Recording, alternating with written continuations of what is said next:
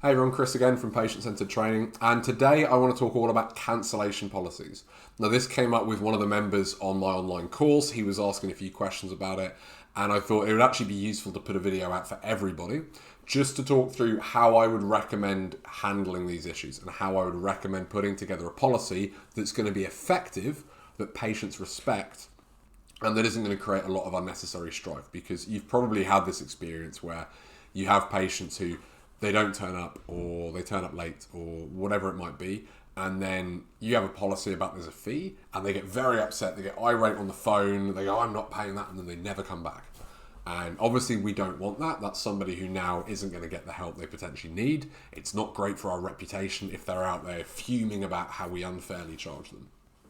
But it's all really about how you put the policy together. Now, your exact policy may vary.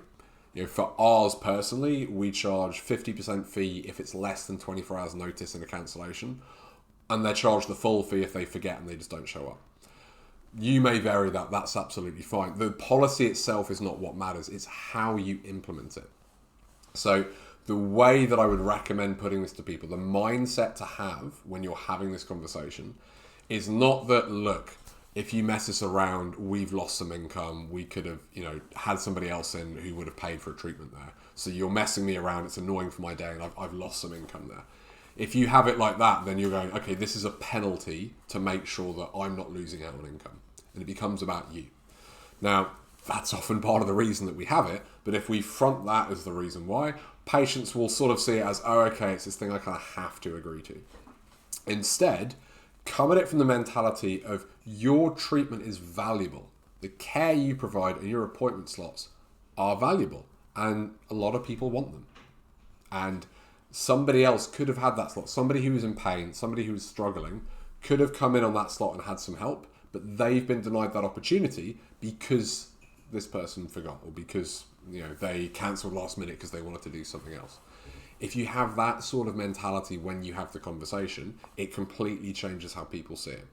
So the first thing would be to get that into your head, that that's why you're doing it, that's the reasons you're giving the patient. The other thing I would say is that whatever your policy is, stick to it. Do not make exceptions unless very, very rare circumstances. Now, I do occasionally make exceptions. The bar for that is very high. The example that always comes to my mind is a patient lost her parent the day before. So I'm not saying that's the only reason, but the bar is set very high, because the reason is, as soon as you make exceptions, you teach patients that this is a judgment call. We are either deciding to charge you or not to charge you, and it's based on whether we think that your reason is worth it. And that leads you into very, very murky territory here.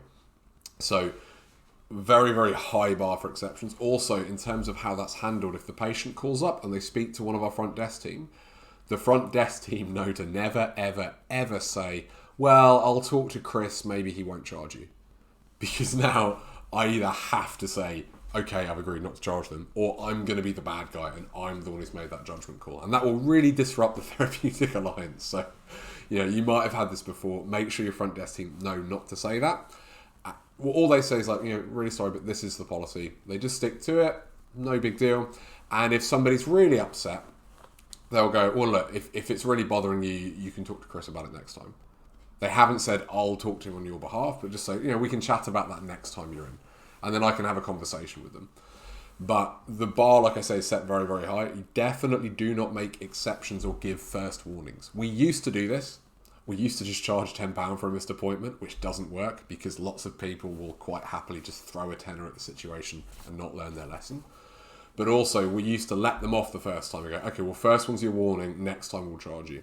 That created so many problems because people realised, oh, you're just deciding whether you're going to charge me or not today. And especially it would happen where their first time they were let off and it was because they just forgot, they didn't really have an excuse.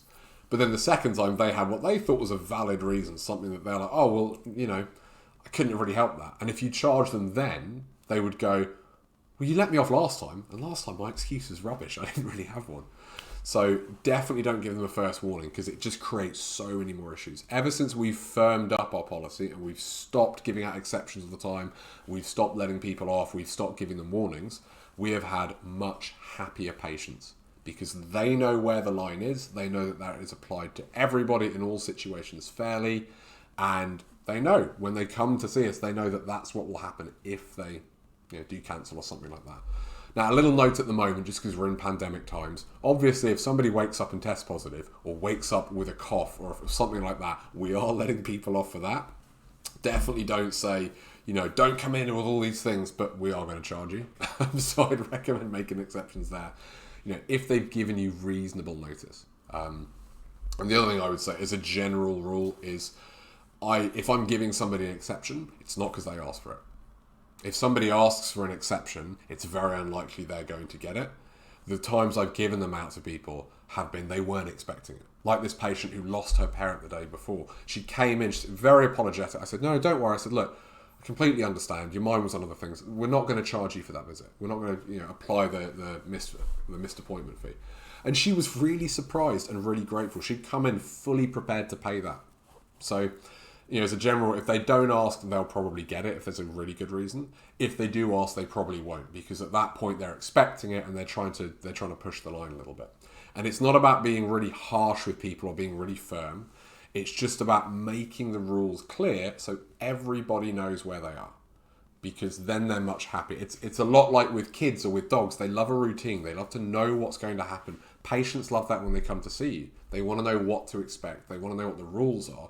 As soon as the rules seem a little bit fuzzy, they get stressed out and they'll often get irritated or annoyed if they see that, well, I think the rule should have been here and you think it should have been there. So that'd be my advice. Whatever your policy is, I would just make sure it's applied fairly, it's applied evenly. Have a very, very high bar for exceptions there if you can, because otherwise you tend to create more issues. And most of all, make sure when you're explaining this to patients that your mindset is about the benefits for other people, not just that you're doing this to recoup lost income. So give that a go. If you're having any problems with this with patients, try flipping that mindset. You'll see the difference. It'll definitely bring those down. Have a chat with your team as well. Make sure your front desk know how to handle that. Make sure they know to come from that mindset. Make sure they know never ever say, let me ask Chris and I'll see, he might let you off, because they're setting you up for failure there. So give those a go, and always any questions about that, anything you're not sure about to do with cancellation policies, missed appointment policies, get in touch, be happy to chat. Last thing as well, if you haven't seen it, check out the Patient-Centered Chiropractors Facebook group. There's a lot more content I posted in there at the end of last year that you won't have seen anywhere else. So make sure you check that out. If you've got any situations you wanted to discuss, that's the perfect place to ask for help, because it's not only me, but we've got coming up over 200 other chiropractors there. We can all help each other as well. So check that group out, Patient-Centered Chiropractors. If you want to catch me live as well, I'm going to be doing a live in-person seminar for the first time in a long time. That's going to be in March in Manchester. You'll see the details below this. If not, just get in touch. I'll let you know how to get tickets. Be really cool to see some people live as well. So if that sounds like for you and you want to hit that GCC communication requirements on your CPD, check that course out, because we're going to keep it fairly small. We're not going to do a great big 30, 40 people event. It's going to be very, very intimate, so you can get some direct feedback as well. So if that sounds like your thing, make sure to get in touch or check out below. I'll post the details there.